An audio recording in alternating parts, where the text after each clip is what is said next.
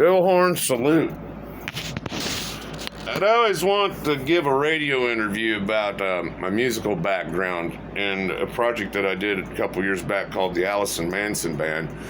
And I'd like to give a little background about this. My videos are all of a sudden showing back up on YouTube. Now, what had happened is a majority of the music I made got lost on a channel that YouTube pulled on me. They fucked me over real bad. It's a long story, and I'm not going to sit here and whine and cry, but they pulled a channel with a lot of shit on it. My Marilyn Manson concert, trip I took to a battlefield, a lot of stuff got lost, but of course, pictures get lost, videos get lost, technology takes care of things. But I did a little thing called the Alysson Manson Band, and what had happened was, I have some musical background, I'll go about that in a minute. My wife was gone damn near anywhere from 8 to 12 hours a day. I just moved into this house here and I had a lot of time on my hands, so I went and got a bass guitar.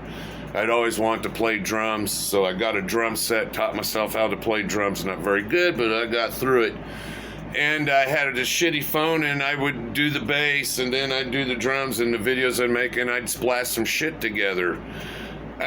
My musical background, when I was a kid, everybody wanted to be Jimmy Page. Everybody wanted to play them ripping guitar solos and shit, and bass guitars back then were just ugly as fuck, and I mean, the bass player wasn't getting laid unless you were Gene Simmons. No, everybody wanted to be the superstar that could rip out those 6-string leads. Who wouldn't have back then? That was the guy getting all the pussy. Mom got me out of the Sears catalog a little Jimmy Page Les Paul copy, and the neck on it was goofy and the strings set a mile high, and I got picked on quite a bit from this. I eventually worked my way up to a Stratocaster's body style guitar, and that's what I generally would play on for the rest of my so-called music career. Had an old muff box. It was called the muff box. Jimi Hendrix supposedly used one of these things, and I got my distortion. And I had a big old one-speaker St. Louis crate amp so I could crank out some sound. And we weren't very good, and people were trying to mimic what they were hearing back then. And this friend of mine, Greg, he was trying to do Boston one night, and I can't stand Boston. I just, oh God, every time I listen to Boston, I always think about that guy. So no, we tried a little garage band downstairs in this guy's basement, and one night, a guy named Marty Sheridan takes me and Greg over to this big garage party. They plug us in, turn us down, and says, here, you're going to do a song, and then we'll take you back home. Well, I remember watching, it was late night TV in the 70s, midnight concerts things, in a little band called AC/DC, and I saw this guy flopping around all over the stage and shit. So I had guitar turned down, and I'm just flopping all over this, like that AC/DC dude, and they took us home, and that was the extent of my music career. I took some guitar lessons there for a while, and by the time I got in high school, I got away from it. And in the minute I walked away from my guitar teacher, it's like I lost it all. Now, after my mom died, we had a little garage band, and I still have a tape today, a little cassette tape, but fuck, who's got a cassette player anymore? And we called ourselves the Clap, like the disease, like the VD disease, the Clap. And did this Black Flag song called White Minority, and I was shocked that we were even doing it. I mean, it was shocking to me.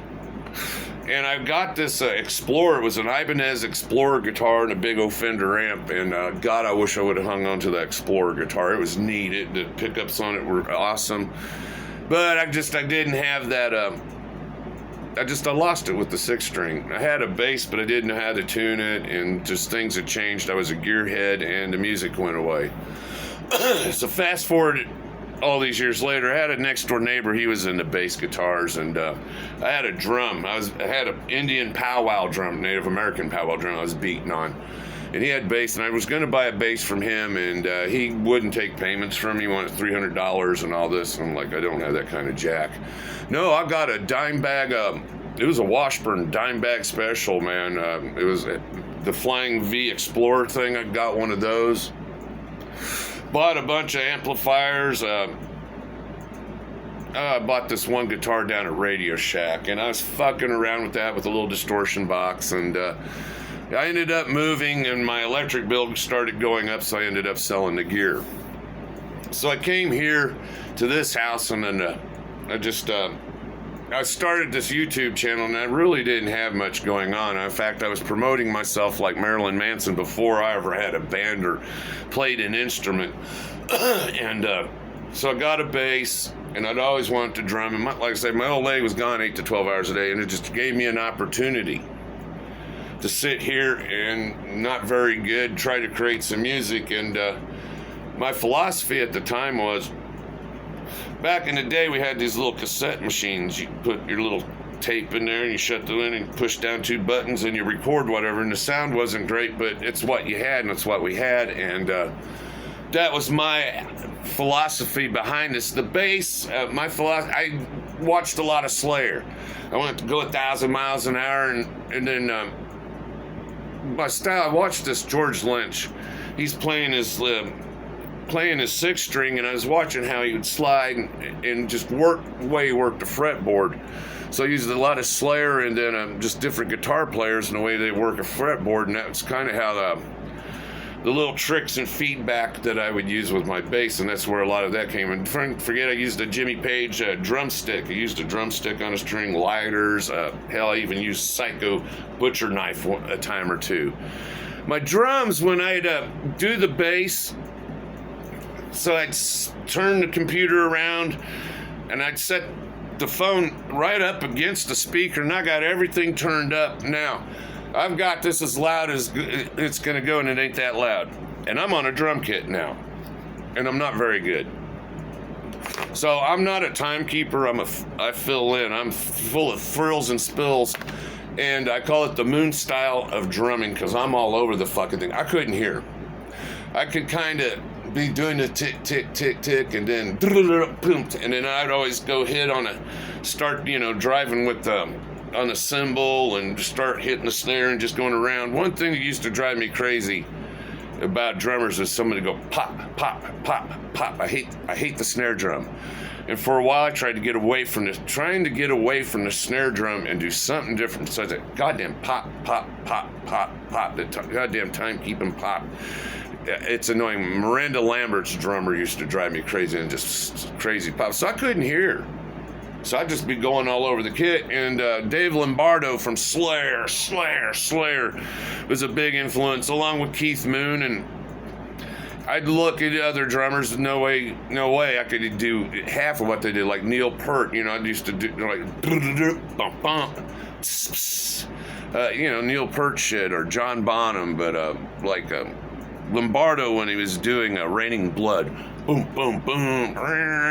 So yeah, I just call it the moon style of drumming. I could never hear.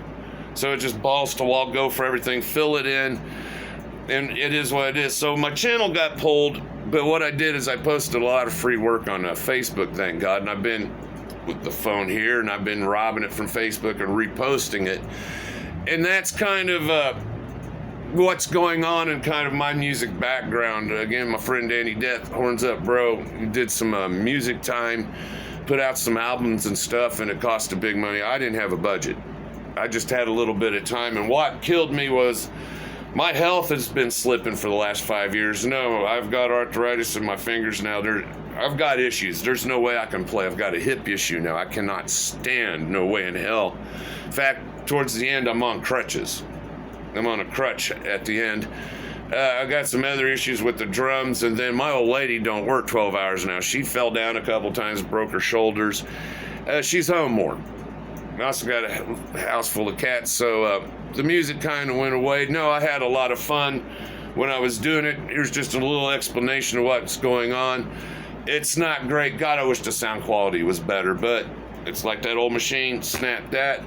So no, my bass personality is Al 420 Kushman, and really the drum guy has nothing, just the animal on the drums there. Another guy that was an influence was Joey Lutz and Trevor from Combi Christ. Yeah, like Joey Lutz on that hi-hat, and Trevor was just awesome on the drums. So a lot of Combi Christ also. So horn salute, I'd always wanted to do a radio interview I wish somebody could ask me questions, and I'd just love to sit here. Yeah, this is what my background was. This is where it came from. This is how I did things. It ain't great, but it is what it is, and just I'm glad I could leave a mark somewhere on the music community. Hit the like and subscribe, rockers. Horns up, and thank you for watching.